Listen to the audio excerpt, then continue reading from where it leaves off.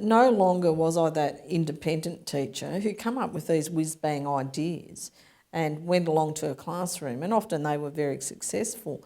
But now if I went to a meeting, I had to convince all the other teachers that this was the whiz-bang idea that everyone should do, and they didn't necessarily think that was the same way. Because we were so used to working as individuals and planning and organising our own lessons, that when we had to combine those together, it became quite tricky.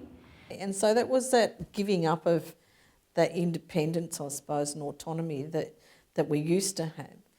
But alongside with that was the beauty of working with this amazingly committed team of teachers who were excited, exuberant, and had these fantastic ideas.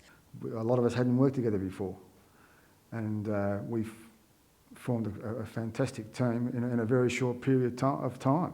It's been so valuable to work in what I believe is the first real team I've worked in. I've worked in groups of people before, but this team, they all have a really authentic vested interest. One of the big advantages of the team environment that we've discovered is that it lifts the whole tone. Nobody can get away with being patronising to students or short-tempered with them. There's a higher level of professional interaction. Working closely with 8 other teachers has meant that I have a lot more support than if I was locked away in my own classroom.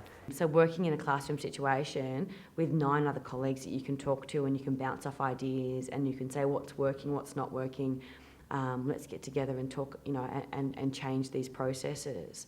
In the centre we've got experts in all of the key learning areas. So, for example, I recently attended a science workshop and I was able to gather the information just like the students did, and it was a real learning curve for me. And then after that I had that learnt knowledge and I was able to perform that workshop myself. Being a graphics teacher, I have taught graphics and art, I suppose, for all my teaching career. So other areas of your learning go on the back, in the back burner. But now I've had to sort of learn how to do maths again. I've had to learn how to do English again. It's been great for me to learn all these areas again and to, I suppose, reinvigorate my professionalism as a teacher. We have been able to take teachers who in individual isolated classrooms have sometimes performed in a way that we haven't found totally acceptable, put them in the learning centre, and with the team environment and the culture that's been established there, they've basically been able to perform at a much higher level.